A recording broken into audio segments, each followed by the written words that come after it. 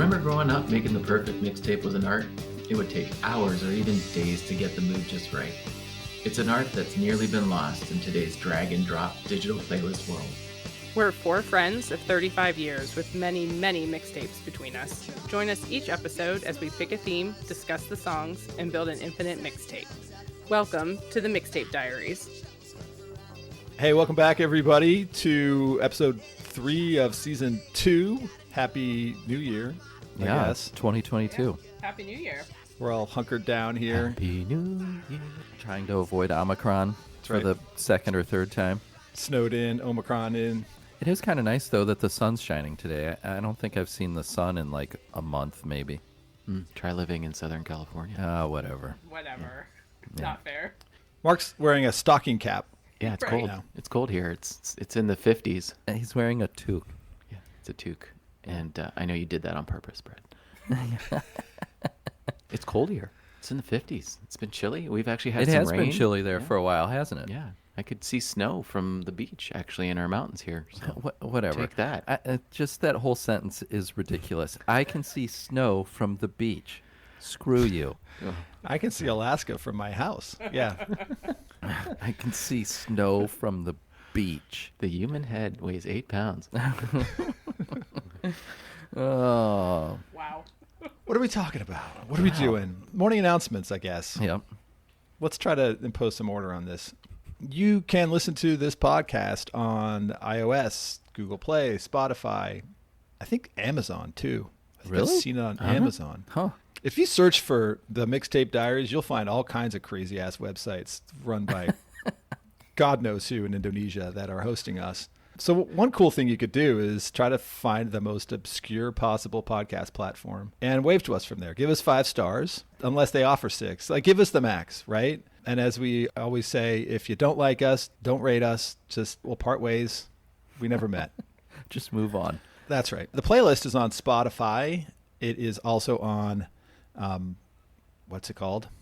Shit. It's also on Apple Music. And we'll figure it out. Shaking off the rust here in the new year. We have a Twitter feed. I posted a couple tweets the other day on our Twitter feed. It's at MT Diaries. Engage with us there. Tell us you're out there. Tell us you're listening. That's all I got to say. I always forget about Twitter. What's wrong with me? I've been TikToking too much, and I think I forgot about Yeah. You're doing the right thing. Like, if everybody forgot about Twitter, we'd be in a good place as a republic. But I really would love to check out Mark's TikTok. Yeah, TikTok and everything, man. Dances, whatever's cool. I'm trying to keep up with the next gen, even if I don't understand it. That's awesome. So what theme do you have for us today, Mark? Well, little did I know this episode's theme was going to be so sporty, controversial, you name it. But we had to have some Camp David moments. We had to kind of reach back out to each other a couple times over the course of sparked this. a lot of It got heated. yeah, it did.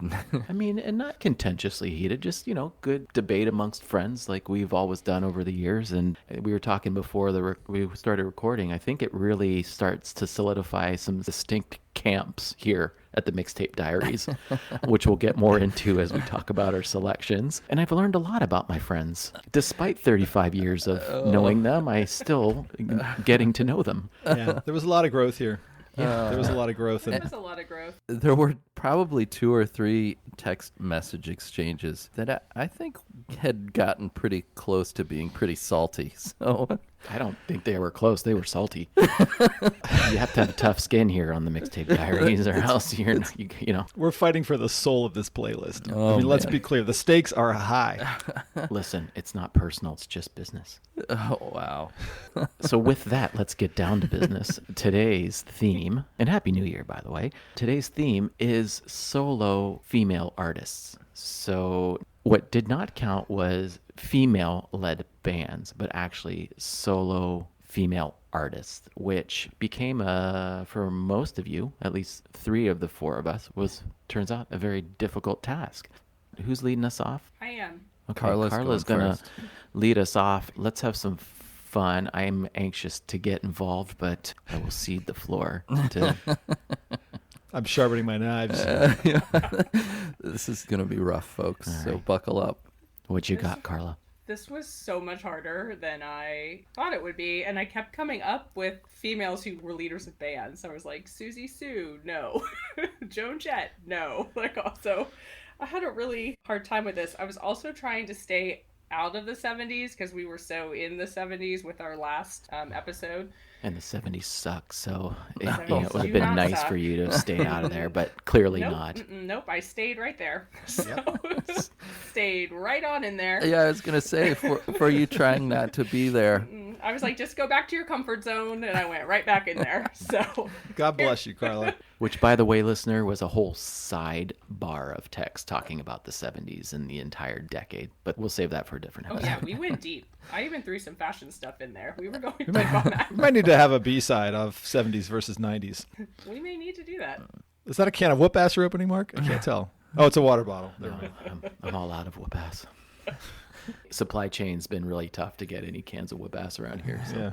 So I picked 3 American singer-songwriters. They are all technically royalty-driven now. We've got the High Priestess of Soul, the Queen of Funk, and the Queen of Disco. So Nice. that's where I went today. And my first pick is Nina Simone, and I picked the song Feelin' Good. You guys have all heard that song before, Yeah. right? It's in lots of TV shows and movies, and I think it was in a Volkswagen commercial like in the mid 90s, which is actually when it first got some popularity. It was not until the 90s. This song is from 1965 is when it was released on the album I Put a Spell on You. I was really first introduced to Nina Simone through Dawn. She's one of Dawn's favorite artists. When we were first dating, I was like always listening to these like smoky, jazzy Nina Simone records, and I just really fell in love with her voice and just the arrangements of her songs, which is kind of interesting for me because I don't listen to a lot of classical music, and her style is really kind of rooted in classical and gospel, and even like some show tunes, which I'm not a huge fan of musicals. And actually, the song I picked, "Feeling Good," is from a musical. But Breaking all sorts of stuff. I know, I was like breaking all sorts out of when I rules over started here. really like researching this song. I was like, wow, I'm really breaking all of my rules here. But It's called growth, Carla. It's nice I to know, see. see, getting there. You're getting there. I'm getting there. She was known for her Bach style counterpoint, which means her 2 hands on the piano and her voice each provided a separate but complementary melody line. And I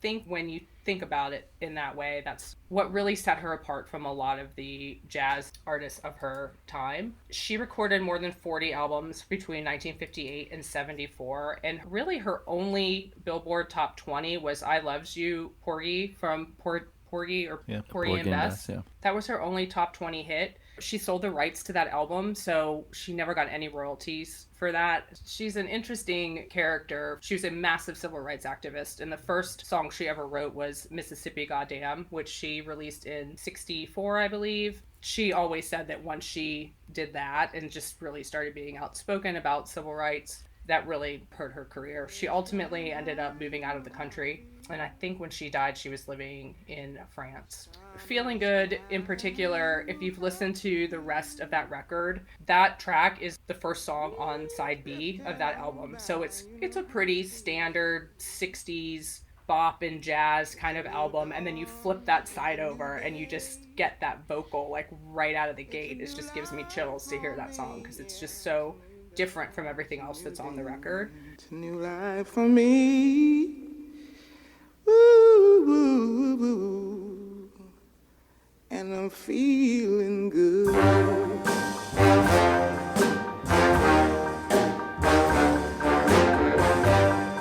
Fish in the sea, you know how I feel.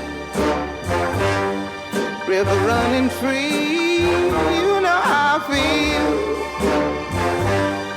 Blossom on the tree, you know how I feel. It's a new dawn, it's a new day, it's a new life for me, and I'm feeling good. The other piece that's interesting about that song is the way they did the horn section. So when the horn section comes in, it comes in with a descending pattern, and that's what really makes that song perfect. And then she adds like a little scatting in there. Like you get kind of a little bit of everything from a jazz perspective, which I'm sure Brad loves. Yeah, I was going to say, I thought this song was amazing, but at the end, there's some kind of syndrome that she's going through that I could do without. She scats at the end before it really like comes to this culmination with the horns and everything at the end. But she gets kind of wound up and incomprehensible, and I was worried she was calling for help. but then she says she's feeling good, so whew, that's fine. This song is awesome. It took me a minute to know what it was, and then when it kicked in, this is reductive, and I'm sorry, but I thought, oh, that's the Killing Eve song. Yeah. I had not heard her name before I listened to that Wind of Change podcast about the Scorpions song potentially being the CIA record. Oh, yeah. I guess she was on some trip to Africa that had been sponsored by the CIA, but she didn't know it. Yeah. And they just did a little side digression about her and her career. It was really interesting. She seems like a pretty powerful, pretty fierce, I guess is maybe the word. Well, she was also known for her drinking and like really aggressive outbursts, and ultimately she was diagnosed with bipolar disorder. That didn't even happen until the 80s though, so she kind of spent this whole career where sometimes she was pretty aggressive in whatever was happening in the studio or just historically whatever was happening. She was very outspoken, and ultimately it probably did hurt her career more than it helped her at that time. Aside from it being Nina Simone, the thing that always gets me with this song, and probably does with a couple of our songs today, is the horns.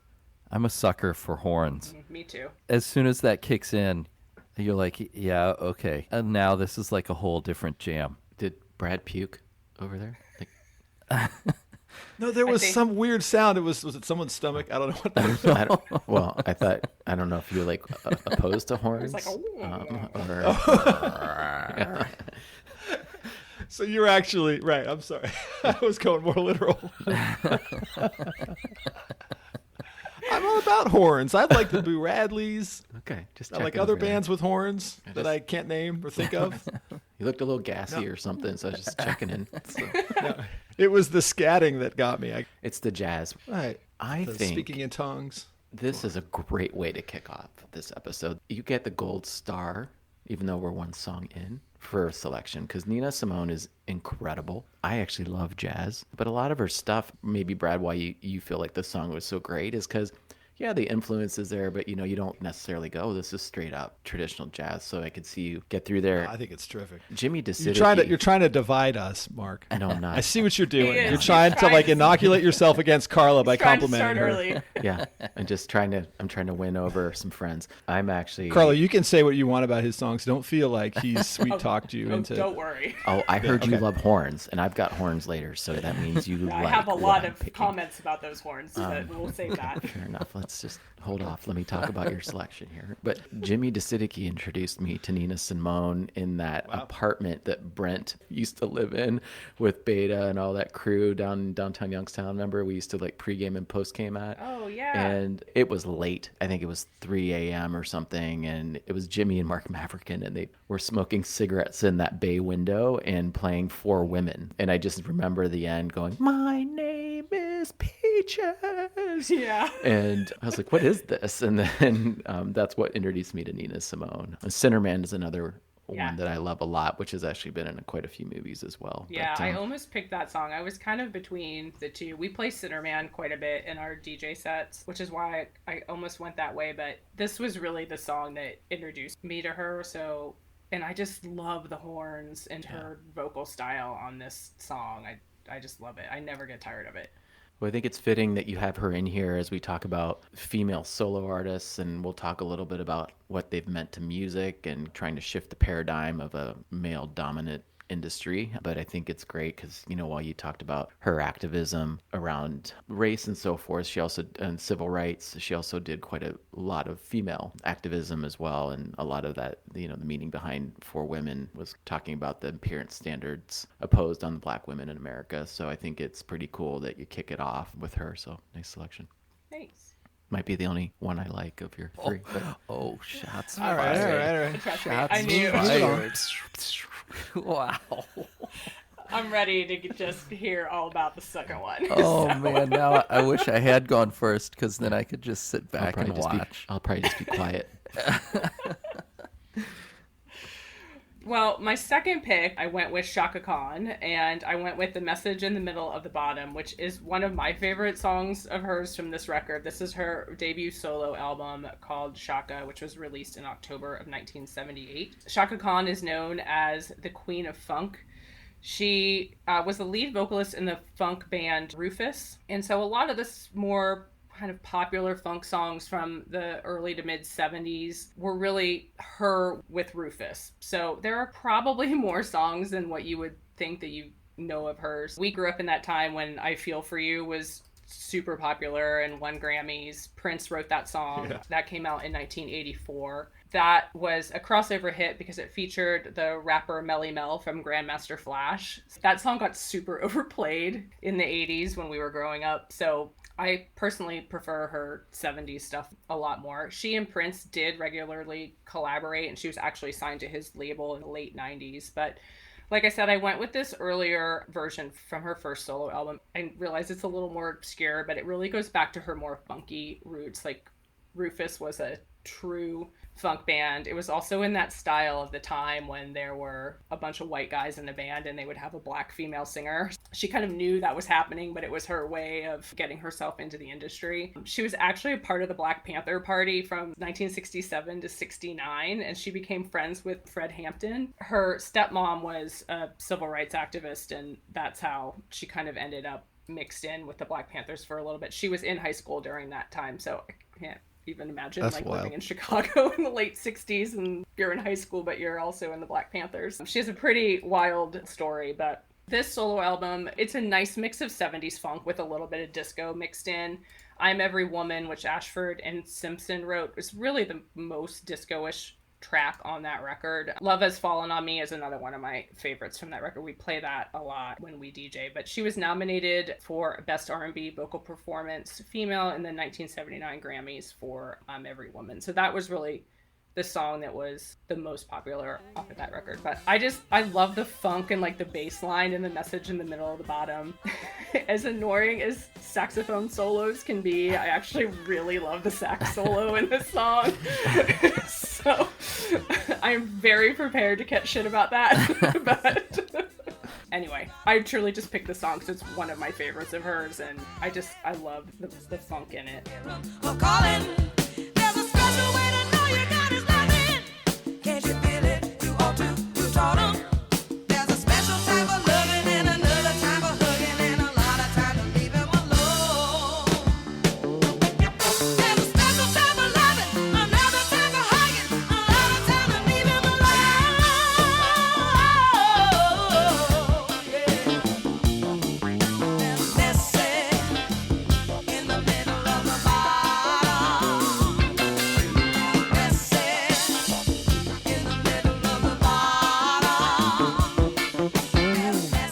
Side note, one of the things I found in reading about her is Robert Palmer's Addicted to Love was actually recorded as a duet with her and Robert Palmer.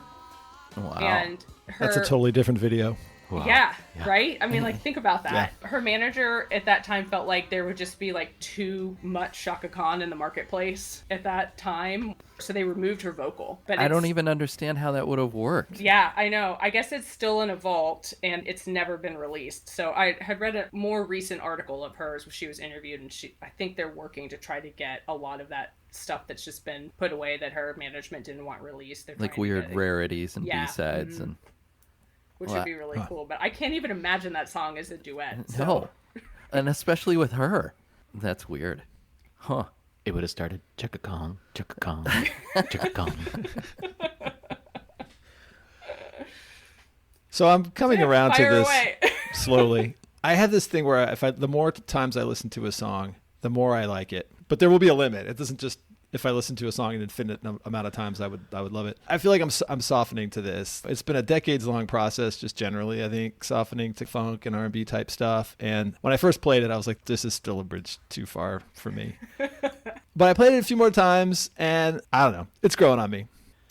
I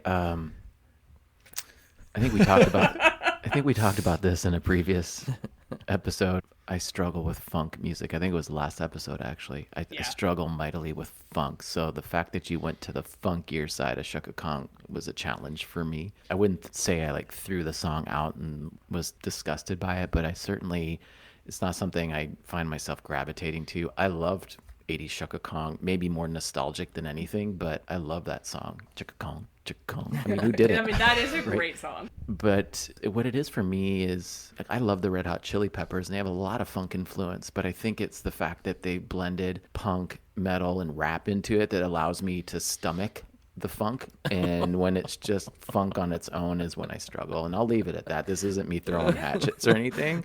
Carly, he told you he didn't like funk, but nevertheless, you persisted. Yeah, but it's okay. That's why we're friends. We respect each other's, we're allowed to be different. If we're all the same, it'd be boring. I thought it was great, Carla. Yeah. Thanks, there you Bob. I mean, I Bob- fully looked Bob's at Don pick when I sides. was making the song choice and was like, the guys are going to hate this song. No, I love funk. I think it's safe to say there's no hate amongst any of us, at least that I can tell. I didn't throw it out. I've actually listened to it a couple times, so you're okay. There's no hate. Hate Are might you hate might be saving- next. Are you saving your hate for my third pick? I might be saving it for disco. Yeah. Oh boy, here we go. Well, with that, we'll go into my third pick, which was Donna Summer's I Feel Love. Which is So- awesome. Victory. I mean, and specifically, I picked the 12-inch version of this song, which is the Yes. extended version, Just to spite me. which is 8 minutes and 16 seconds of beautiful synth work. Wait, can we put this on hold for a second? I'm gonna just go get Liz. She can sit in for this section and then come back out because she freaking loves this selection. By the it's way, so It's so good. Yeah, I need an ally here. If a marriage can survive this, then a podcast can survive it, I think, right? All right, Carla, give us the deets. So Donna Summer, Queen of Disco. I actually had a lot of Donna Summer 45s when I was a kid, which kind of makes me laugh that like my mom let me have songs like Hot Stuff. like basically are about like a prostitute. And I was just like singing them when I was like 8. So she was influenced by the 60s counterculture, and she became the lead singer of a psychedelic rock band named Crow, which I probably need to look up, but I have not checked them out yet. you just intrigued me. I could start listening again. Yeah. In 1968, though, she became a part of a German production of the musical Hair in Munich, and she ended up spending several years living there. And so while she was there, she met the Italian producer Giorgio Moroder and the British producer Pete Bellotte, and she worked with them for 7 years. And this is what really brought disco to the forefront in what she was doing. They were doing a lot of synth work and just some different experimental sounds. Together, they recorded Love to Love You Baby. The 16-minute version of that song is amazing. It is just like crazy. And that was really the song that thrust her into the spotlight, and in particular, working with them. Bad Girl was another song that they produced for her, but it's I Feel Love that broke her into the international scene, particularly in the dance scene. Bellotte said she recorded nearly every vocal in one take. He had a quote that said, "She had this incredible depth of tone as well as the range. In my opinion, she's the greatest singer I've ever worked with." So Moroder and Bellotte loved working with her. One, because she was fast. They didn't have to spend a lot of time in the studio on her vocals. She pretty much always nailed her vocal in one take. Which is insane. Yeah, insane. She's sold over 100 million records worldwide, making her one of the best-selling music artists of all time. She had a top 40 hit every year from 1975 to 1984. She had 42 hit singles on the U.S. Billboard Hot 100, 14 of them being in the top 10, and she charted 4 number-1 singles in the U.S. in a 12-month period. Like, she was on fire. Yeah. Like, it's insane the amount. Hot stuff. Yeah, of work that she did. I Feel Love is actually the last. I picked the single, which was the 12-inch version, the longer version of the track, but it actually is the closing song on the album I Remember Yesterday, which was a concept album where every song represents a different decade. So it starts with swing time jazz from the 30s and then works its way by decade. And I Feel Love was meant to represent the future. which it really does when you figure it's 1977. We're just starting to get into a lot of synth work. We're starting to see Kraftwerk, and obviously Brad and I have a lot. I'm going to talk about this, Mark, so you just... Whoa. I knew you bringing Giorgio Moroder up was going to lead us to krautrock. I just knew it. I mean, but how can you not talk about it? Like, it's a huge part of what was happening, and she was in Europe. Right, she was in Germany. So, yeah, it's like she was in Germany. You've actually... This is the bridge between krautrock and Depeche Mode. Somehow this selection is bridging us to Depeche Mode. I don't know how. My mind's a little blown. And do you suppose it's the transition of clubs moving away from disco and to more, I don't even know how to describe it, just what we would have heard probably in clubs in the 80s. Electronic. Yeah. Synth heavy. This was the start of electronic dance music. Yeah. And I love Daft Punk. Are they playing at your house? Go fig. Nice, Bob.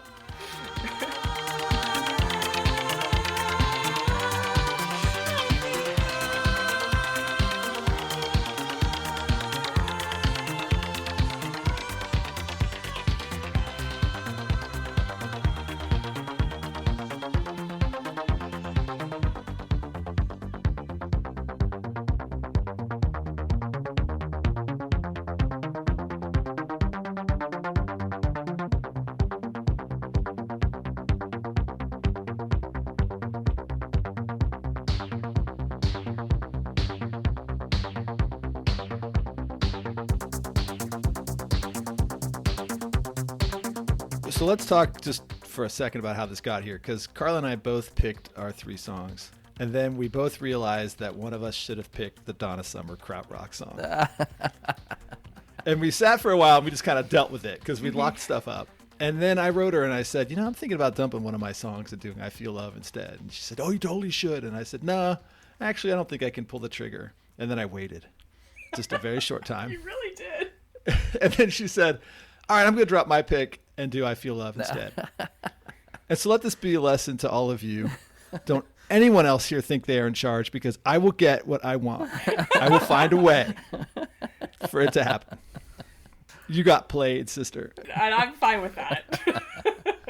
And Sade got chucked. I really was, yeah. So Sade was my first pick. I love Sade, but actually what I realized when I was researching her is that the band was actually she is Sade, but the band was Sade. So it was just a weird technicality, and I was like, you know what, I'd rather have this Donna Summer song in here. So which I was as your attorney, I can support that analysis of the. I was willing to waive the technicality to avoid this. Oh boy, those are 3 pretty solid picks, I think. Thanks. Sorry, Carla, I was just going to say, and all chucking aside, I do acknowledge her influence on music and on women in music. So we know how I feel about 70s disco. Yeah. Sorry, I didn't mean to interrupt you, but it's just trying to be fine. nice. Well, thank you. Nice try. Yeah. This means to an end. So Brad and I are researching Faust right now for our Craft Rock podcast. In the process of reading about that, Faust recorded their 5th album in the same studio that Giorgio Moroder and Donna Summer, that they were recording all this stuff. So it was like Faust would come in during downtime at that studio and record when no one else was there. So I thought that was like everything was kind of converging. That's crazy. I mean, it would research. be interesting to know like how many acts through the 50s and 60s, probably because there weren't a ton of recording studios. It would be interesting to know how many of those acts just like sat and listened to somebody else play while they were recording and then go, oh, hey, I kind of like that. I wonder if we could do that. That's interesting that they were both in the same studio at the same time, undoubtedly listening to each other and going, oh, I kind of like that. I wonder if we could do that. I don't know that it ended that way, though. Yeah. they kind of landed pretty far apart from each other. Well, but just the standing around and listening to each other and talking about what it is that they're doing and probably getting drunk together. And that's what we do. That's what the 4 of us do here. So, sort of. That's what we come here to do. So I'm next, I guess. Yeah. Yeah, you are. So I will say that, just as a preface to my songs, not long after we landed on this theme, I had a kind of anxiety set in. I had this sort of abiding sense that we were circling the drain and this would all end in a cesspool of 90s nose ring singer-songwriter music. Wow. So everything I do today is aimed at armoring myself against that. Wow. Get ready, because I can Foreshadow. tell you're reading your manifesto right now. Oh, Is this, boy. is this your Jerry Maguire mission statement moment? I have layers of chainmail that I'm wearing. One is raunchy rock guitars, another is blue-eyed soul, and another is post-colonial street rat hustle. So here we go. You can't hurt me, Mark Little. That's what I'm saying. I didn't even understand any of those words. Oh. So here we go. This one's going to set some fires. Although I don't know why. I'm not quite sure why. My first choice is Pedestrian at Best by Courtney Barnett, 2015. This is a rock song, straight up. It's off her debut LP, Sometimes I Sit and Think, and Sometimes I Just Sit. I had no reason or inclination to like Courtney Barnett. I had SiriusXM in my car. This is how this happened. It has a setting, that shows which artist is on which channel at a given time. And I always had First Wave, which is the 80s rock, alt-rock channel on. And sometimes I'd go to Lithium, which is the 90s alt-rock channel. And I would see what was on XMU and Alt Nation. And it was all these names that I didn't know. And I knew it was going to be that kind of wry hipster stuff that I complained about in the first episode, I think, that Carla had us on, the new music episode. And so I'd see her name come up all the time. And I thought, oh, why would I listen to someone named Courtney Barnett who's on the modern rock channel? And then one day I was driving down Concord Ave and I actually had XMU on and this song came on and I was like, Jesus God, this is awesome. It just grabbed me right away, the sound of this. The guitars, the vocals, these tumble down spoken word verses that they're not rhyming poetry. It's, I don't know what it is. It was the opposite of everything I guess I had prejudged Courtney Barnett to be. As it turns out, I think, most of her stuff does not sound like this. It's not this heavy. But this was enough for me to buy the first album and then the second album. And I like them both. I saw Waxahachie open. I'm surprised no one picked Waxahachie, by the way. Anyway. Which I like a lot. I love Waxahachie. Yeah. I do. Just Too. Yeah. for the record. All right. So we can all come together on an artist that nobody picked. So in any case, I actually sent you a clip, Mark, a video clip from the live show. I think it went to my clutter. I didn't get it. No, you wrote back and you liked it. You said, well, if this is what she sounded like all the time, then this is pretty good. The song was Small Poppies. Is that She on was record? wailing on the guitar. I will find the comment somewhere among my texts. That's my way of trying to disarm you just the slightest bit. This song rocks. It just rocks.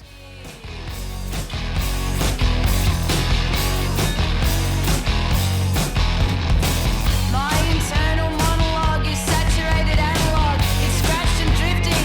I've become attached to the idea. It's all a shifting dream, bittersweet philosophy. I've got no idea how I even got here. I'm resentful. I'm having an existential time crisis. What bliss? Daylight savings won't fix this mess. Underworked and oversexed. I must express my disinterest. The rats are back inside my head. What would Freud have said? Put me on a pedestal and I'll only disappoint you. Tell me I'm exceptional. I promise to exploit you. I like her song of the year, Pedestrian at Best, is how I feel. Oh, about wow. Courtney Barnett. Oh. The only thing I can say about her is she's lefty.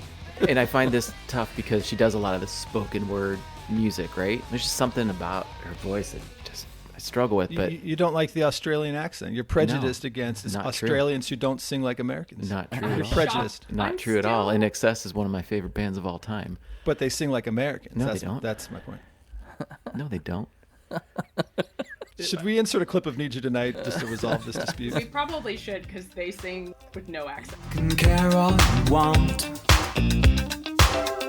Everybody does, yeah, that's okay. The irony of this all, maybe I should look up the definition of irony, is that By the way, it's not what's her name's definition of irony. Alanis This would have been a much Morissette. yeah. we'll get to her later. We'll get to her later. That would have been a much better insert if I could have remembered her damn name. We'll get to her later. She does a lot of the spoken musical lyric, and I almost feel like she is in some ways, and this is going to make you gasp because the style is so different in a lot of ways, but is very reminiscent of Anani DeFranco, which you detest from the 90s. But there's some link up in styling there. Well, so that's the thing, I guess. And maybe it really is the vocals where we're separating, because what I can't deal with about Andy DeFranco is her voice. And we'll save this for later. Foreshadowing. That's a little foreshadowing. But if she just spoke those lyrics, then I'm getting closer to fine, as some other female artists would say.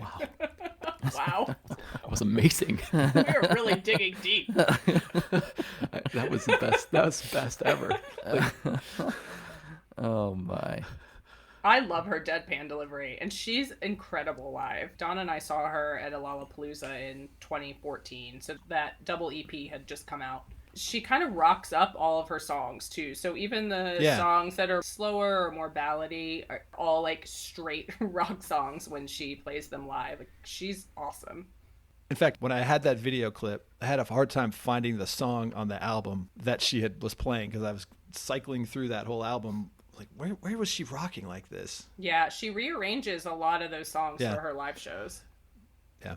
She's coming next month. But if I make plans, I know they'll be destroyed. So I'm gonna not make plans and try to go the day of. You're right. So my next pick, there was no way at all I was not going to pick Dusty Springfield for this episode. I almost went with her for the oldies episode, and I was really hurting that I couldn't get her into my 3.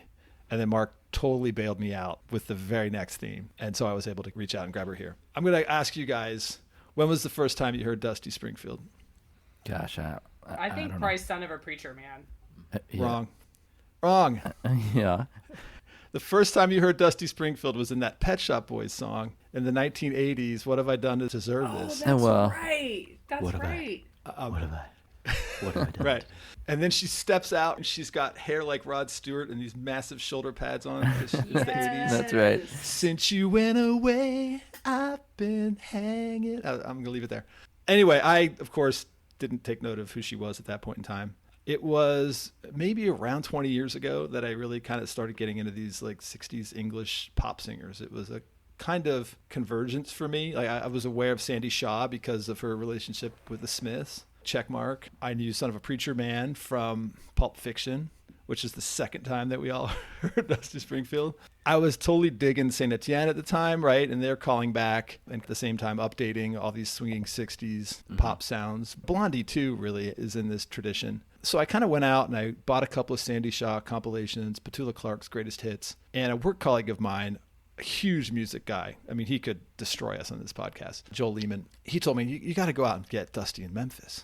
This album is just amazing. It was recorded in 1968, 69. And before that, she had been much more of a pop singer. There was this call and response thing happening across the Atlantic where Burt Bacharach would write a song and Dionne Warwick would sing it. And then Dusty Springfield or Cilla Black or Sandy Shaw would cover it. And sometimes it would work in reverse. Sometimes they'd sing the song first and then Dionne Warwick would cover it. But then Dusty signs with Atlantic Records and she comes to the U.S., to Memphis to record. And her object was, I want to break out of being a blonde English pop star. I want to do an R&B album. I want to be like Aretha Franklin, which is kind of a reach, right? The result is probably something in between the two. It's a compilation of songs by Bacharach, Jerry Goffin, and Carole King. A young Randy Newman wrote songs on this album, among others, and it's one of my favorite LPs. It's not in the traditional mode of what I would listen to, but it's gorgeous. Every song on it is fantastic. And I had a struggle picking a single song here.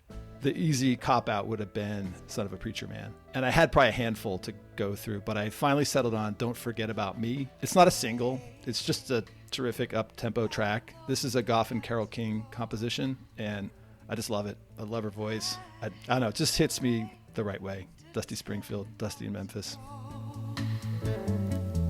The road just isn't there for us. There never was a prayer for us. You know how much I want you now. I don't wanna stay here, give you fear to harm you now. If I never, baby, set you free to choose again. Is your life to win or lose again? But hey, just don't forget about me now, baby. I love this record. That love whole it. record is that whole album is fantastic. I don't have anything bad to say about this. This is great. No, I and- mean, I totally was like, hey, somebody should pick this. You're like, I did. Somehow I had missed that. No, I mean, she's great. And she did a duet with BJ Thomas that was the Growing Pains opening theme song in the season 4, by the that way. right? It's Really? called As Long as We Got Each Other. Yeah. So. Oh my God, yeah. that's funny. And then. I had no idea where you were going with that yeah, sentence. I Yeah, was like, no. I think it was a great pick. I love listening to her, especially in earphones. One little side note.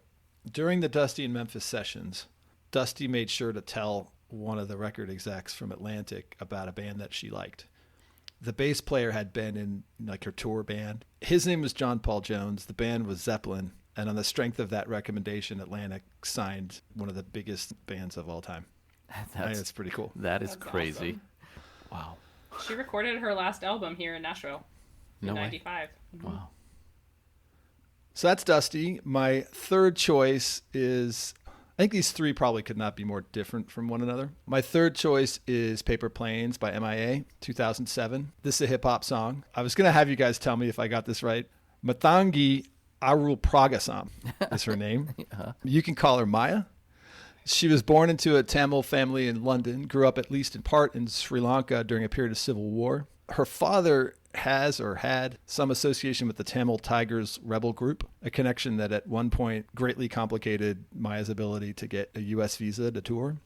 I only have one MIA album, and it's Kala, and it's the one with Paper Planes on it. It's a terrific album all the way through, and I thought, well, maybe I'll do a deeper cut than Paper Planes. But since I'd already done that with Dusty, there's no walking away from this song. I adored this song from the moment I first heard it. Right. This is a sample of Straight to Hell by The Clash, a song that I deeply love on its own, but it's one that I'll gladly see smashed to bits with its component parts hacked together with wire and tape into this song right here. What she does with The Clash here, brazen theft, ingenuity, reappropriation. She's like Han Solo, jury rigging the fastest ship in the galaxy with a hydro spanner and duct tape. That's what she's doing with this song. Maybe I'm going over the top, but I don't think I am. Lethal poison for the system. No one on the corner has swagger like us. Hit me on my banner, prepaid wireless. We pack and deliver like UPS trucks. Already going hell, just pumping that gas. No one on the corner has swagger like us. Hit me on my banner, prepaid wireless. We pack and deliver like UPS trucks. Already going hell, just pumping that gas. All I wanna do is take your money. All I wanna do is take your money. Her character, her sort of alignment in this song is punk rock for the 21st century a little bit. She's beating the streets, scamming, bluffing her way past border checks. That's kind of a metaphor for her music, which doesn't really fit the conventional genre categories.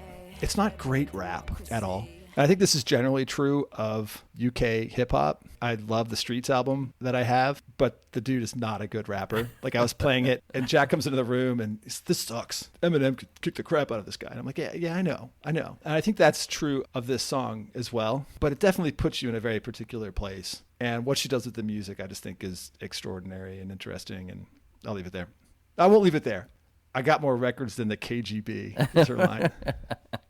It's such a great song. I was playing it this morning just to get warmed up, and Kristo's like, where has this song been? I'm like, yeah, I don't know why I don't listen to it more, because it's so good. Yeah, I love this song. I also like that Oprah called her a terrorist at one point. So Which is insane. Right. I'm going to throw in with the terrorist every time if I'm choosing there. Which is so totally crazy. Like, whatever. But is it bad rap? I think it's just different. I think there's something to me that I really enjoy about UK rap and how it's different. Just like when you hear French Canadians rapping in Montreal, it sounds kind of cheesy and weird, but it's just different because it's not what we're used to hearing here. I mean, I think of like the Streets. I love the Streets. Kate Tempest is another one that comes to mind when they do more of this spoken word poet type. And here we go again. Segue to Ani DeFranco, different style, different era, but again, there's a consistency to these women that were strong activists as well during these different decades. Maya is very much activist involvement, and you go to her father and kind of his links. It's pretty interesting. But I mean, how can you not love this song? I mean, it's just so good. Well, and it's one of those songs too that, the first time you hear it, you're like, I need to listen to that again. Yeah, it's fun as shit. People that don't find this fun are just taking it too serious. Yeah, when it's on, you crank it up and it's good. I don't think I've ever shut it off. Yeah. I have it on. I'm out for a run. I got my left hand out, and I'm firing the shots. And I'm clicking back, and I'm cha-ching with the cash register, And I'm such a dork running around Belmont doing that. The whitest guy in America. Oh my gosh. No You comment. can't help it though. It's a great track. Yeah. Yeah. She opened for Björk off the release of Kala, so that's kind of cool too. Another little foreshadowing segue.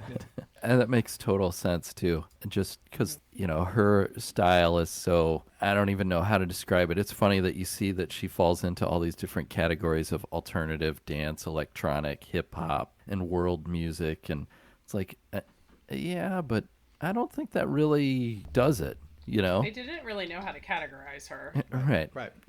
Well, I think they're three solid choices. I was excited just to have Paper Planes in there. Because if nothing else, when I saw that, I was like, oh, why have I not listened to that yet today? That was the one I threatened to Chuck. Yeah. And glad you then I thought, I can't do that. Yeah. I can't bring myself to do that. No, I'm glad it's in It there. was a bluff. As we go through these, what are we, 6 songs in now? I feel like nobody's really had any real major disdain for anything thus far. And I'm starting to sweat a little knowing where we're going here. I feel like I'm going to be the only one that's going to get That we're completely saving it for shelled. you. You held back more than I thought you would on Courtney Barnett, but Yeah, I guess that was the only one that was mildly controversial. And the disco. all right, Bobby. Well, so I'll go ahead and go with my 3 here. Thinking about this, I started falling into kind of the same trap that Carla was. I kept coming up with the singers, the front man for a band. That's not going to work. So then I started thinking, well, what if I found singers that went solo from another band? So I think I came up with 3 pretty decent ones here. My first one is Kay Hanley, who, of course, was the singer for Letters to Cleo. And the song is It Hurts, off the album Weaponize. So this is off of her first solo album. And the thing that I thought was interesting about it is it sounds like a Letters to Cleo song, but just a little bit different. Over the years, as she's done solo things or collaborations with other people, the thing that I find interesting is that anything that she records sounds like Letters to Cleo. Or another way to look at it is everything that she records sounds like Kay Hanley. She's one of those singer-songwriters that has enough chops that when she's writing songs, it's her, whether she's singing with a band or by herself. So I've always loved Letters to Cleo.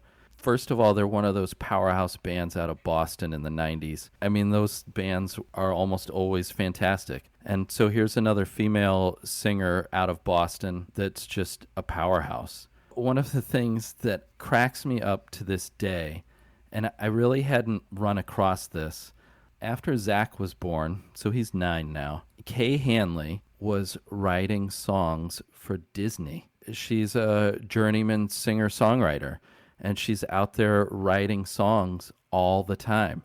And we were watching the show Doc McStuffins one day, and we're sitting there, and I'm like, wait a minute, this song sounds like a Letters to Cleo song. It so clearly has the same chord progressions, and the tempo of it and everything about it sounded like a Letters to Cleo song, except this cartoon character is singing it and not Kay Hanley.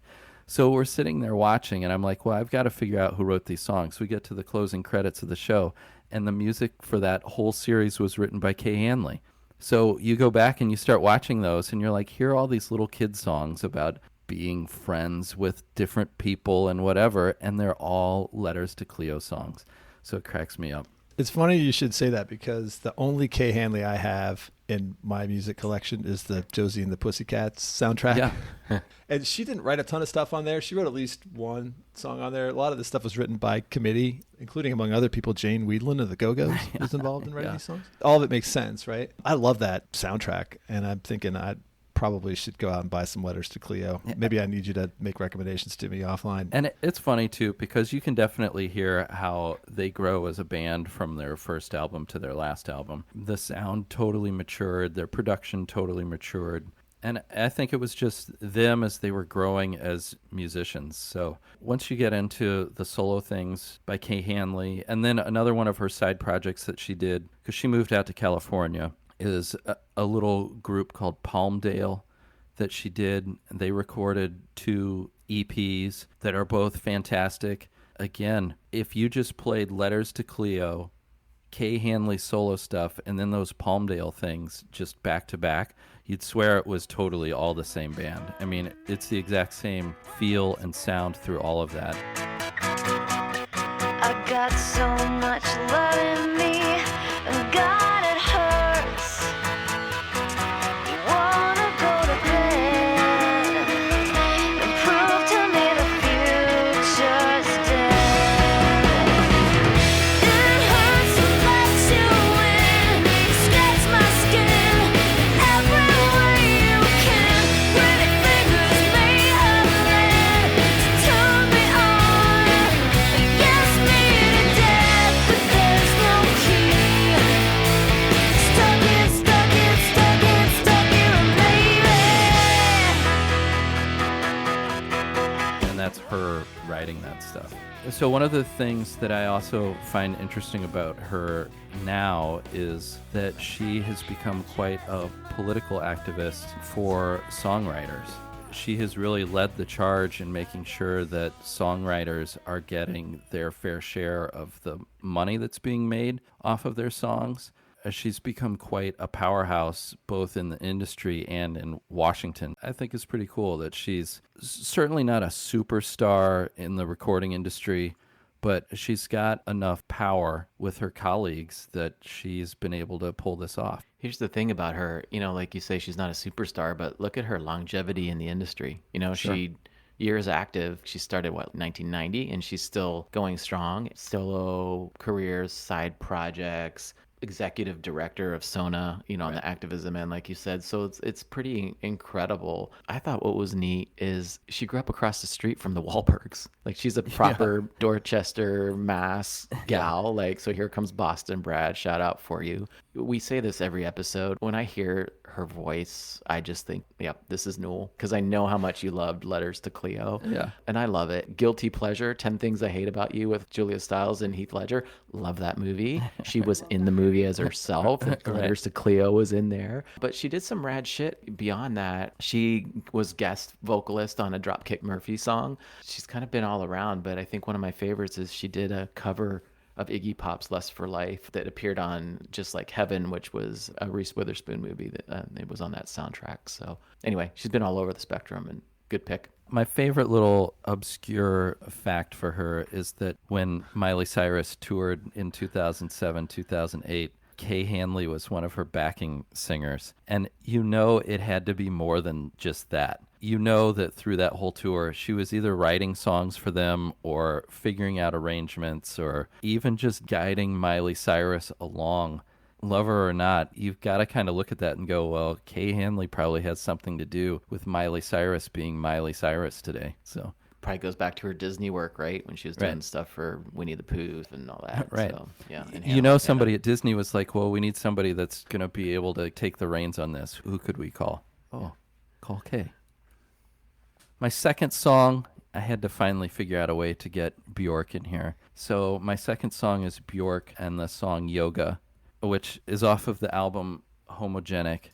There were lots of songs that I could have picked from these first 3 albums, but to me, I think this song perfectly encapsulates, again, a singer from the Sugar Cubes, then went solo. She's another one of those artists that defies explanation or definition, or she was totally doing her own thing, and I think this song really gets to the heart of everything that she did that was so experimental, and it's such a crazy mix of sounds, and it's just one of those songs, pretty much anytime I have it on, I can't turn it up loud enough. There's so many layers to it.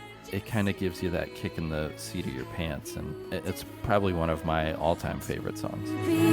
Stay down. Emergency is where I want to be.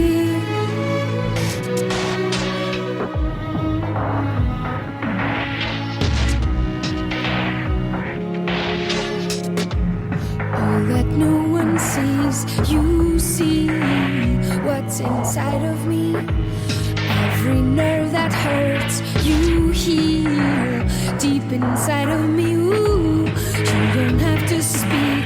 I feel emotional. I think we all love Björk. This is an interesting record. She was like on the cover of Spin, I think, in '97 for this record, and I went back and read that article, and no one knew how to classify this record. And so now I think it kind of gets lumped into trip hop with Massive Attack and Portishead, but I don't know that I hear it so much being in that trip hop genre. But this song and this record are great. Yeah, it resists categorization. I think it's the music of the heavens, Bob. God bless you. It's amazing. Well, and she is one of those artists that, like, experimental is really the only way to describe her. Even with her latest recordings, which I will freely admit are not my favorites, because she continued to stretch herself and what she could do sonically into things that are just almost so out there that they're Post-rock. yeah, and they're almost hard to listen to a certain extent because they're such crazy compositions. But these first three solo albums in particular from Björk are ones that I have in pretty heavy rotation even now. So I feel like you rose above all the bickering and trash talking in the thread, and you reached into the sky and you pulled down the one. well, and I think it was pretty early on. I was like, well, I'm gonna take Björk. Right, which leaves us to fight over the scraps. I might have picked Big Time Sensuality. I that's the one that, like, I think about a lot lately. Like, I want to watch that video where she's driving around Manhattan on the flatbed trailer. Yeah. This isn't wrong, though. Not wrong at all. This is great. Well, and that's the hard thing, is that really you go through those first three albums and there's so many great singles that are off of there, so many great music videos that came out of those albums too. She released the first DVD single ever produced, which is kind of interesting because she had such a strong music video that she wanted to get out there, and that was for All Is Full of Love, which is a great song. And That's a great song. But part of her, and I think this just comes back to her as a musician, as a performer, as an artist, is that she was never just about music. She was also about this visual aspect that went along with her performances and her music too. So Did I send you guys the YouTube video of her taking apart a television? Yes, I have a note. I was like, what is that video you sent? Which is, it's the most Bjorkiest. It's one of my favorite things. It's so wonderful. It's so perfect Bjork. We need to put that in the Twitter feed. Yeah, well, it's definitely got to go in the Twitter feed. Yeah. You remember that swan dress she wore? Oh, yeah. It's the Yeah. best. Actually, Alexander McQueen, the fashion designer, produced the album cover for this record. And he also directed one version of, is it Alarm Call? Or Alarm, yeah. There were two music videos for Alarm Call, and Alexander McQueen directed one of them. I'll never forget the first time I heard her voice in the Sugar Cubes, and it's just Right. never left me. I don't know, I think I was actually with Brad when I heard it, because I think it was on one of those Just Say Yes albums or something. I was just like, what is this? It's just never left me since. And I'm with you, Bob. There's certainly some albums that I lean into more in her avant-garde kind of style to continue to push exploration of music for herself. Definitely has gone into some interesting tangents, but Yeah. my favorite song from her solo is It's Oh So Quiet. Yeah. That song's so good and kind of, Well, and yeah, definitely a distinct style and voice. And I mean, it's Bjork, right? Well, and to, Mark's going to love this, but to take it back to Krautrock for one more second. I did find a quote from her where she said if she had to pick who her influences were, it was mostly Stockhausen, who was a German composer who worked a lot with, was it Neu? Did he work a lot with Neu, Brad? I think it was Or the Can guys. Yeah, Kraftwerk, Brian Eno, and Mark Bell. And Mark Bell was actually one of the producers on Homogenic. All roads lead back to Krautrock. Right. That's I don't know right. what to tell you. Apparently. I actually think It's Oh So Quiet was actually a cover of an old German song. So anyway. So there you go. My third song is by Sharleen Spiteri. It's All the Times I Cried. Here's another one. It took me a minute to figure out how to get here, but she was the lead singer for the band Texas, which is a Scottish band, and another one of those bands that I play a lot, definitely in my heavy rotation. The pure and simple reason why is because of her voice. She's a contralto. That's the lowest vocal range for a female singer. I could listen to her sing anything, anytime, ever. I just absolutely love her voice. I love the power in her voice.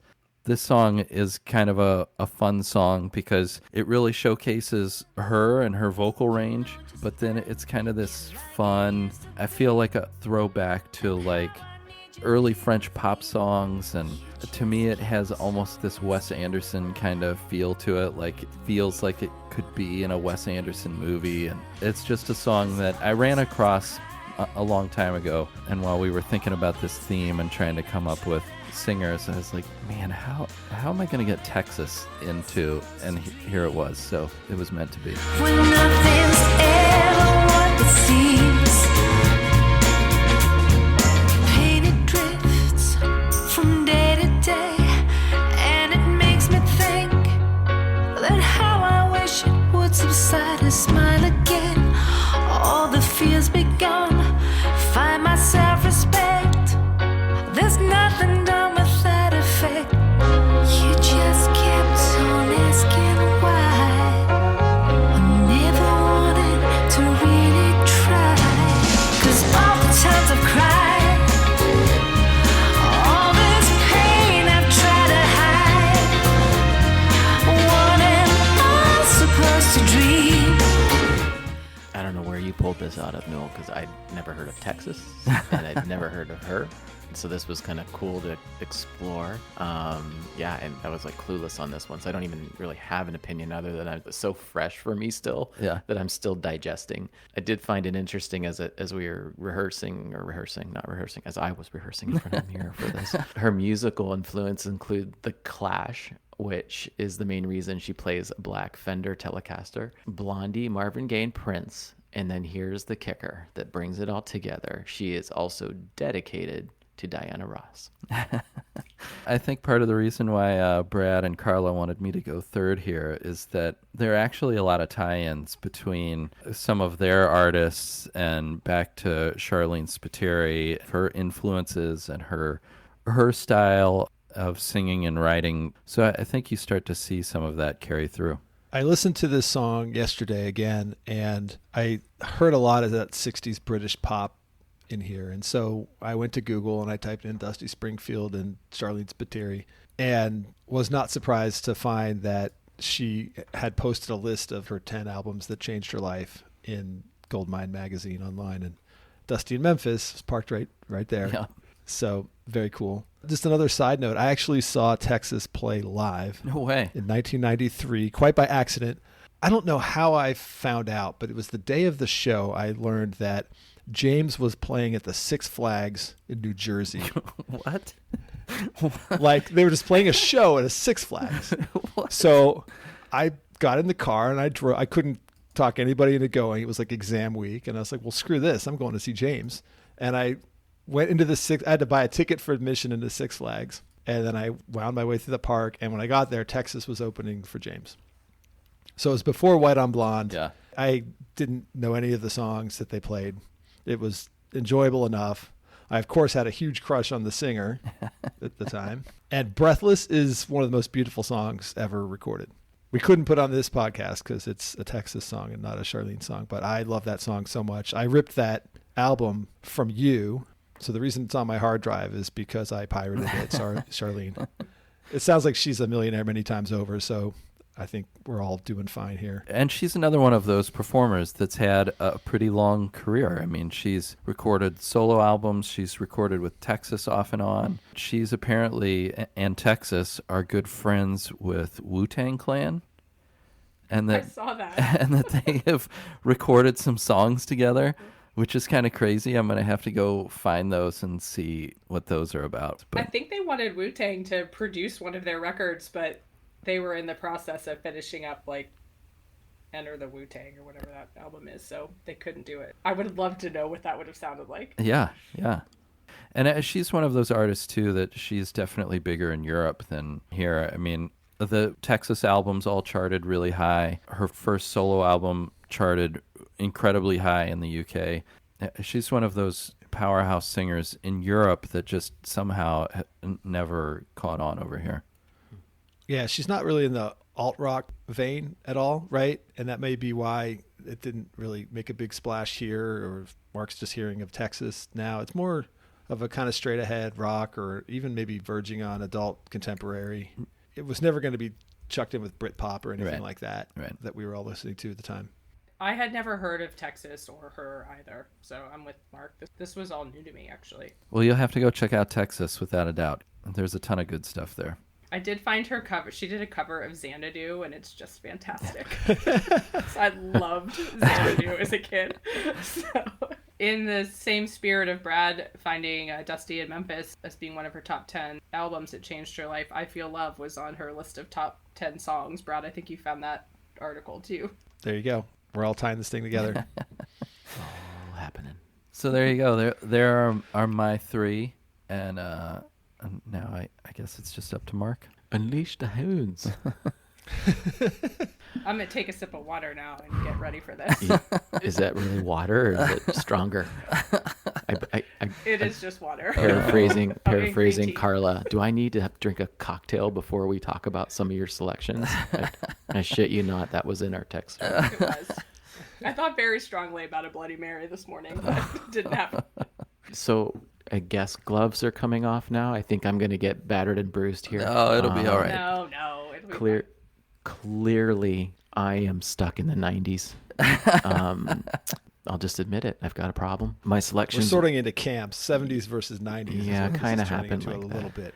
Yeah. The thing is, when I think about influential female musicians and kind of like the trailblazers of strong women in music, none of my selections necessarily come top of mind. We didn't talk about Ella Fitzgerald. We hadn't talked about Aretha Franklin. We don't talk about Tina Turner, Stevie Nicks, Billie Holiday, Carole King, Patti Smith. And some of these women have appeared on some of our other episodes. And certainly for me, I would have loved to have done a deep dive into all these women because they were so influential in music if you go chronologically from like the 30s, 40s, 50s, 60s, right? But I landed in the 90s because that's when I was listening to a lot of music. And so I was really deep, heavy rotation into some of the selections I had today. So that's kind of why I landed there. It's hard to believe we're having a conversation about solo female artists without having Alanis. She would have been in my top, but we already talked about her a few episodes ago, so I left her out. Liz Phair is another one I just have to do a close mention to. Yeah, that is Yeah. totally crazy that none of us picked a... Kept looking for somebody to pick her. Yeah. We'll come back to her. Yeah, for sure. I think she'll make it in later. But I landed with these three. I think where Brad's stomach turns with me is I ended up in a lot of music that was what you could probably label as Lilith Fair artists. That's the phrase. Yeah. I was going with 90s nose ring, but yeah. Yeah. Well, Lilith Fair. kind of one and the same, right? It was a time, and I had Sarah McLachlan on here, who was one of the co-founders of Lilith Fair with Suzanne Vega.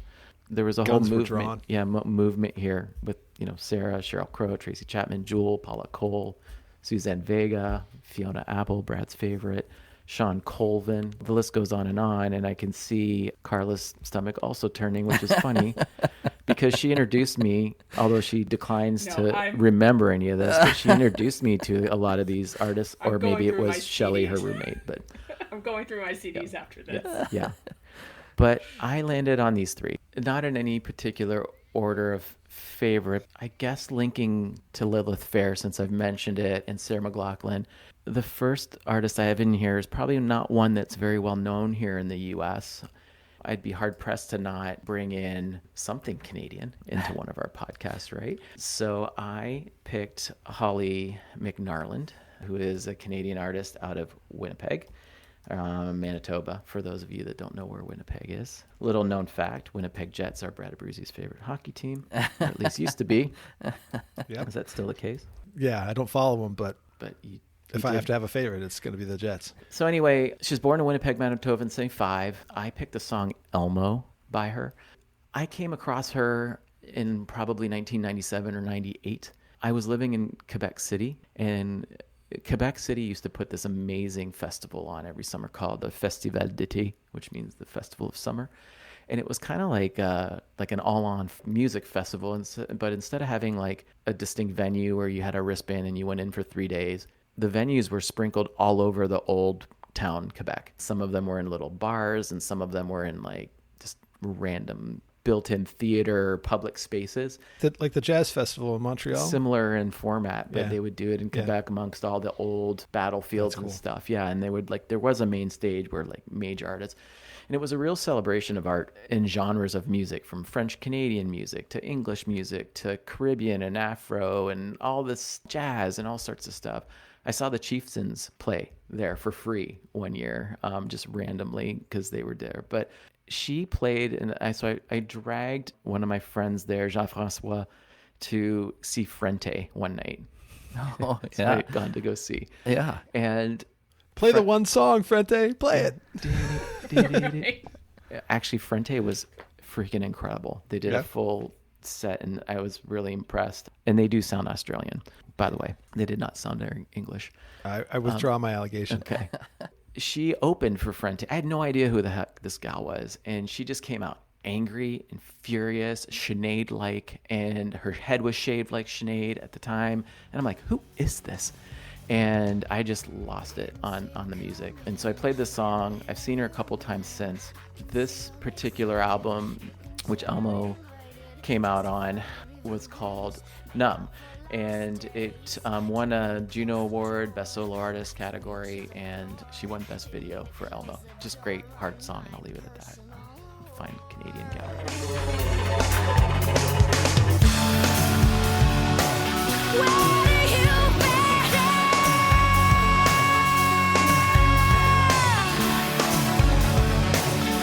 Where do you fit in?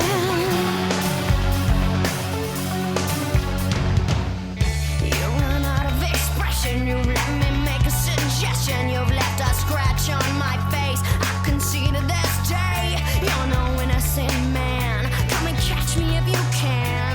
Didn't have the time of day, but I fucked him anyway. Didn't have that time of day to play.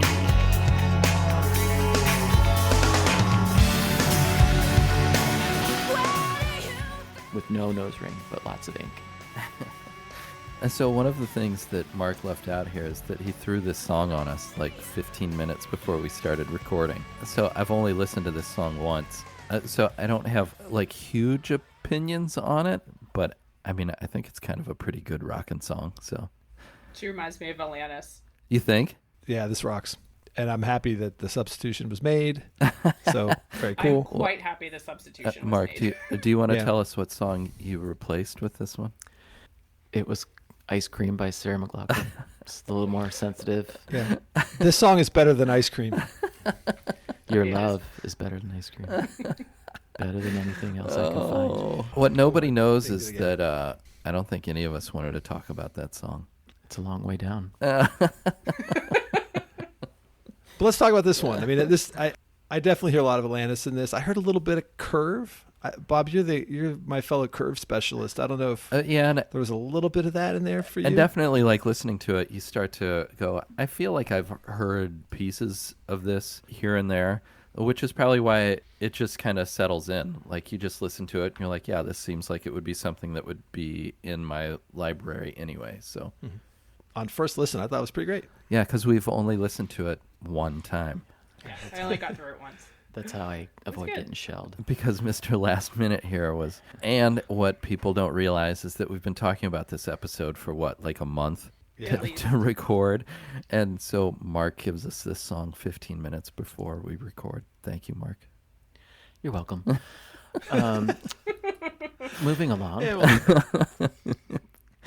Not that I like to pick favorites in my selections, but this particular selection is probably my favorite of the three I picked today. And it's a song by Cat Power, also known as Chan Marshall. And the song is Nude as the News. Cat Power has been around a long time.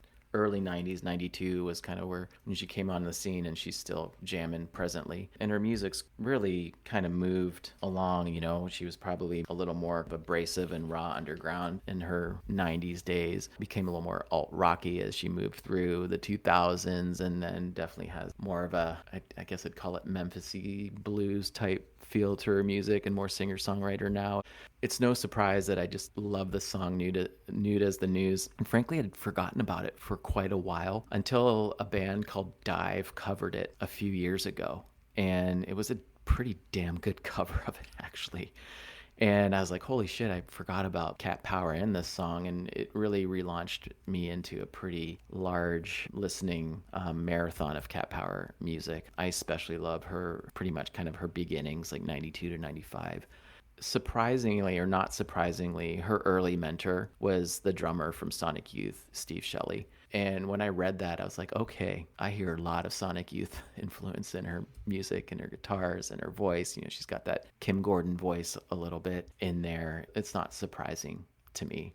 This was the fourth song on her 96 debut album, which was What Would the Community Think? And it is an autobiographical that tells the story of an abortion she had. You'll hear that Jackson Jesse lyric in the song that's in the chorus. And it actually references... I was wondering what that was. Yeah, and it actually... So this was cool. It references Patti Smith's children's names, Jackson and Jesse. So you can see some of her influence, obviously, in coming full circle here with Patti Smith, which we've talked about in the past. So that's helpful, because I was in this Jesse Jackson kind of mode, and it seemed like a non sequitur to me, and I was like, what? Yeah. There was a B-side to this song called Schizophrenia Weighted Me Down, and it was actually a composition of two songs, Schizophrenia by Sonic Youth, and then Weighted Down by Skip Spence. And I sent you those two songs late last night because I was kind of making some links here. I just love those were three new picks entirely. Yeah. True. I just think I love the way she mixes punk and folk and blues and spins the nose ring artists that Brad doesn't like into something that is pretty good. I definitely lean to her early stuff. And he's related to you, he's related to you, he is waiting to meet you. He's related to you, he's related to you, he is dying to meet you. Backhand roll reversal, where is someone? Backhand reversible rolls, I know there's someone. I still have a flame gun for the cute ones. Could burn out all your tricks, and I saw your hand with a loose grip. I'll leave it to y'all to shell me or not. Well, and, you know, so opening for Liz Phair, you can definitely see those influences in there of Sonic Youth and Liz Phair, and she's recorded with Dave Grohl and Eddie Vedder, and it's like perfect late 90s, early 2000s, all of those sounds and things coming together into Cat Power. So great song, and another one of those powerhouse musicians that's out there. Yeah, I love this. I had forgotten about her too. It had been a really long time since I'd listened to her, and I have the 2012 album Sun, which had Cherokee as the single. I really love that record. I knew Nude as the News. I'm not as familiar with those earlier records as I am with Sun, but she's great. Go ahead, Brad. You're on mute. Brad, you're muted. Brad, you're muted. Son of a bitch.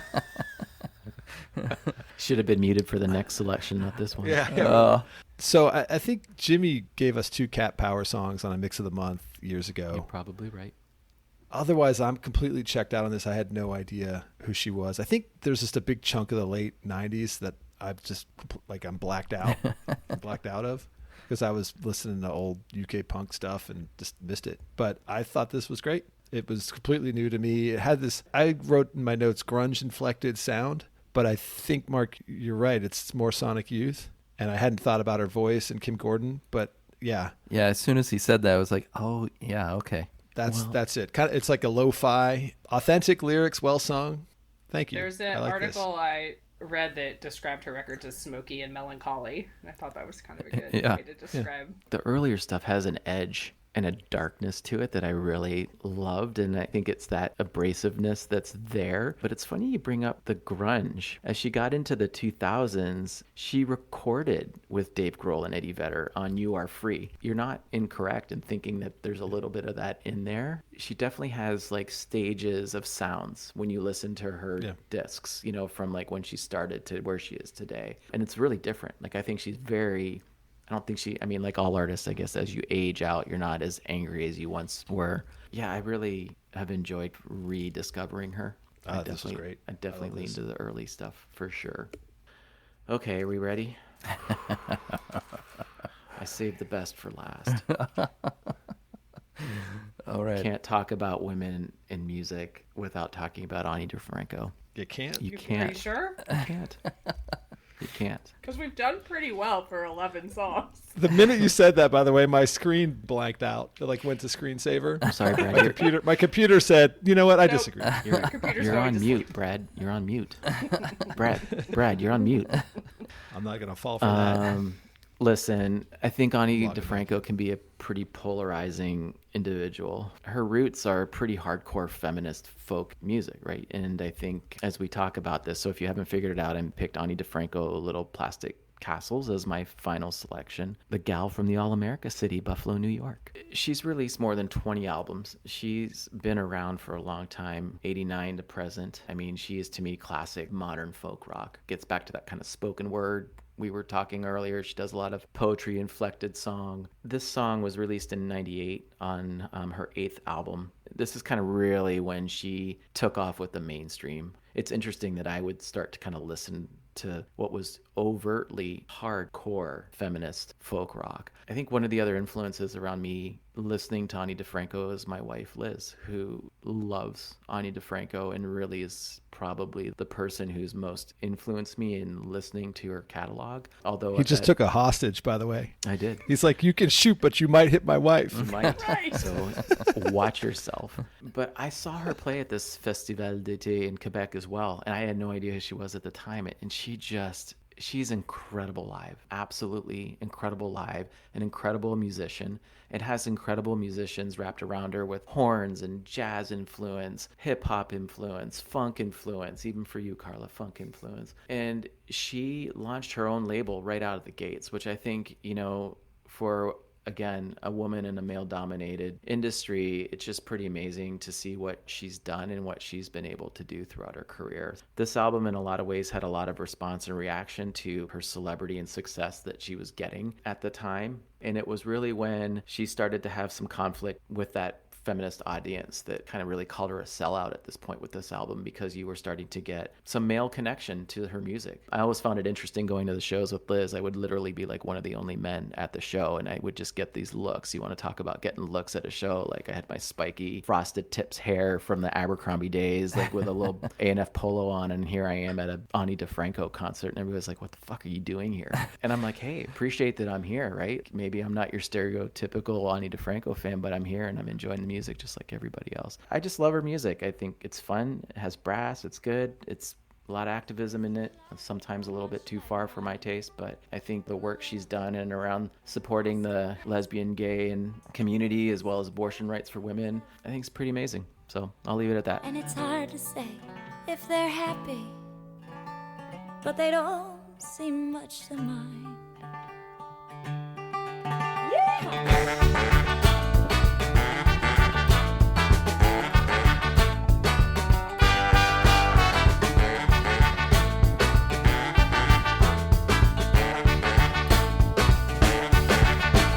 From the shape of your shaved head, I recognized your silhouette as you walked out of the sun and sat down. And the sight of your sleepy smile eclipsed all the other You can now shell me. Oh boy. I just was never into it. Like, I don't like her voice. For starters, her voice just does not resonate with me. Like, I just don't particularly like it. And in general, that whole feminist foot stomping group of women singer-songwriters from the 90s, I did not connect with them. It was too much. Like, I just didn't like it. So I really wrote Annie DeFranco off right away because I just wasn't into it at all.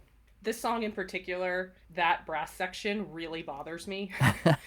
Like, I actually went and Googled when this song came out versus when the Mighty Mighty Boss Tones were really popular, because I felt like it was like a weird studio thing of like, ooh, this horn situation, this is gonna sell some records, let's throw this in here. Like, I felt like it was really disconnected. I actually like that. Yeah. I do like the horn section in there. And I love a horn section, but in this song, it bothered me. I may come out like a softie a little bit here, but maybe I won't. I absolutely hated this when I first heard it, detested it. And as I was saying before, you listen to something more and you like it a little bit more up to a point.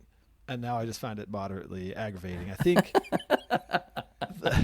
the musical composition here is very good. I like it. My notes say the arrangement with the mariachi band or whatever it is. Gorgeous. I do like it. So we part ways there, Carla. It's really, she needs to not be singing this song. It's her voice. It really is her voice. And I want to like check myself all the time, right? Like, why do I feel this way? And I worried for a minute I was maybe being a bit sexist, that I faulting this singer for not sounding like the first love of my life, right? Who was Harriet Wheeler. She sings differently. But I think I have the same problem with male singers.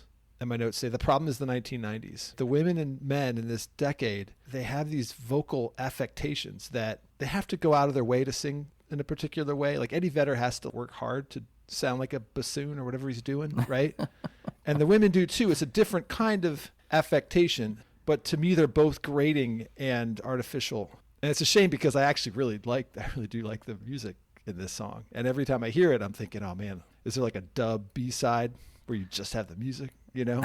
Remember they used to do that? Yeah. Or like a karaoke version I can listen to? Yeah. So I don't know. It's funny because you consider that we live in a universe that can accommodate both Annie DeFranco and krautrock. And really it's a credit to krautrock. And I'll just leave it there. Wow. That's rough. It's actually not as rough as I was expecting. Actually, Carla was a little bit more abrasive than me.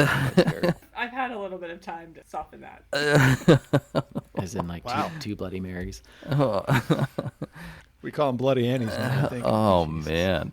Wow. I didn't. Noel, you want to throw on the pile here? No, I didn't see anything wrong with it, Mark. I thought it was a perfectly fine song. We could talk a little bit about the feminism. I mean, I think the feminism is very like in your face. It was like, we're going to have a verse here now about feminism and about how the way I dress is important to people in ways that it's not for men. And I'm not going to be non-receptive to the message. I feel like show don't tell. I think there are more artistic and poetic and interesting ways. Like I love Sonia Ecobelli's feminism. I could listen to that all day. I don't know. I wonder, though, if that's kind of the whole point of things, that we probably start to categorize as folk songs and folk artists. There's a definite agenda to the art that they're producing. And that's not to say that it's always going to be in your face, and not to say that other times it's going to be really in your face. Yeah, and I'm trying to, like, again, check myself, because the Clash is in your face. And I love that, right? Right.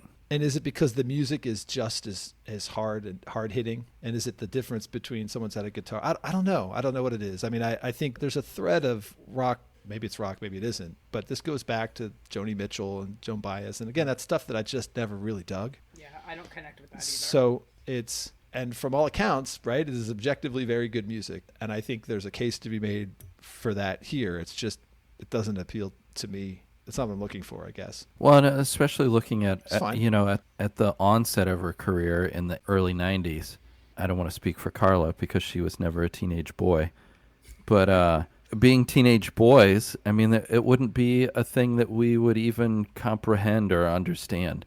And so I think it's one of those things that now you go back and listen to, and you can hear those messages in a completely different way. And so it wouldn't have been a thing that we would have sought out and listened to in those formative listening years that we had. It's just not a thing that's ever on your radar. From that standpoint, it is kind of interesting for Mark that he does have that on his radar, and then it's something that stays in his rotation too. I mean, you put this side by side with first album Sinead O'Connor, and it's probably not that different. Yeah, probably. Maybe. Right. So then what is it that makes me like one and not the other? I mean, Mark's maybe the more consistent of the two of us. He's saying, yeah, right. I like them both.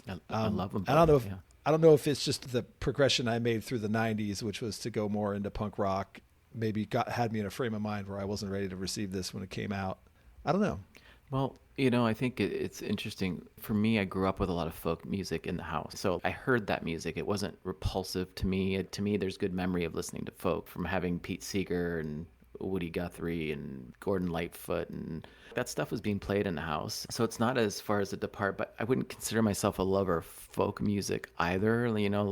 Yeah, I'll listen to some Dylan here and there, but it's not like I gravitate and listen to a ton of his catalog, right? But I don't know what it is. You're right, Noel. Like a teenage boy isn't going to gravitate to Ani DeFranco, and I didn't gravitate to her until, I was in my late 20s and early 30s. And, it's just part of my growth as a human being and learning about the feminist movement and being supportive of it. Not that my dad wasn't around, but being in a house with a mom and a sister, and I was what I grew up around, and having a lot of strong female influences in my life, I really supported that movement towards the equality. She spoke a lot to it, and I thought it was rad to be at a concert where I was really one of very few men there, but supporting the music and the movement. And the other thing is, it just makes me smile because Liz fucking loves this music and listened to it a lot. And I think she felt very empowered listening to the music. And so I think my experiences around Ani and the music make me love it more than if I just picked up this album and just started listening to it. I think there was more to it because of the shows I went to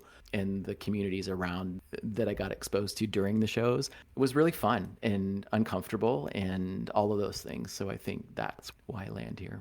Well, and I think from a female perspective, I probably might be an unpopular opinion from a female perspective. Yeah. It just didn't ever resonate with me. Most of these artists just didn't. But I would love Sinead. I love a Tracy Chapman. There are certain female artists who did have a feminist bent that I just connected to more. We never listened to a lot of folk music really at all in our house. So I think that is why that genre just doesn't really appeal to me or resonate with me. And someone was on the Lilith Fair. Chances are real strong that I was just like, and I actually went to a Lilith Fair or two. Did Shelley drag you there? No, this was maybe, but I don't think so. I was already living in Indianapolis when I went. I think just because we had a friend who worked there and we would just go to shows all the time because they were free. So I was like, all right. I don't know. I just need more. I don't know if I need a drum beat. I need some distortion. For me personally, I just need more. Yeah. More in your face music than just sitting there with an acoustic guitar. And even from a poetry, a lyric perspective, sometimes I do try to just read the lyrics and pull the music out of it if it's not, and the vocal if it's not resonating with me. But even her writing just doesn't work for me. It's just a preference. It seems like it's trying to be poetry and not being poetry. Yeah. But I can't put my finger on the difference. Yeah. Oh, she did study poetry. Just so you know. Anyway, we'll leave it at that.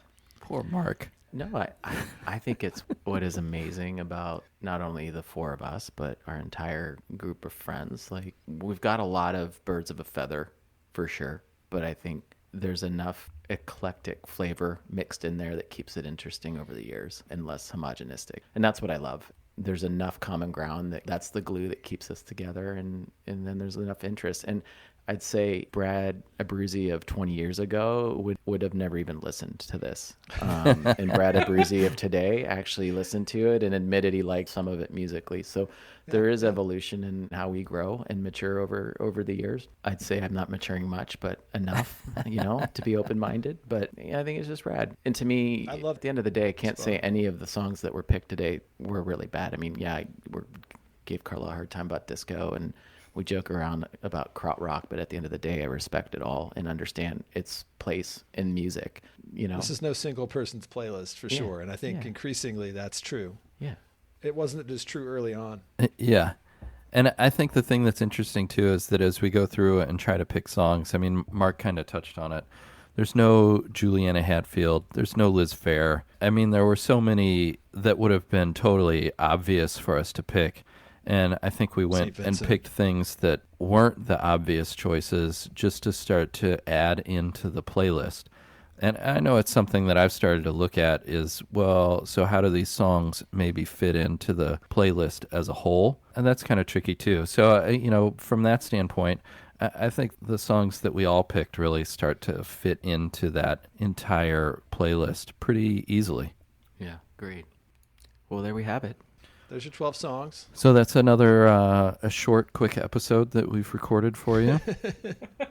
It might be released in like 4 or 5 parts with a special extended director's cut. Sounds good. Just like to give the people what they want, which is us. What can we say? I know. They just want more Mixtape Diaries. The more the better. Well, thanks, guys, for hanging out for this past 13 hours. And I appreciate all of your input today. Awesome. All right, take care, guys. Till next Great to time. see you. Bye. Bye.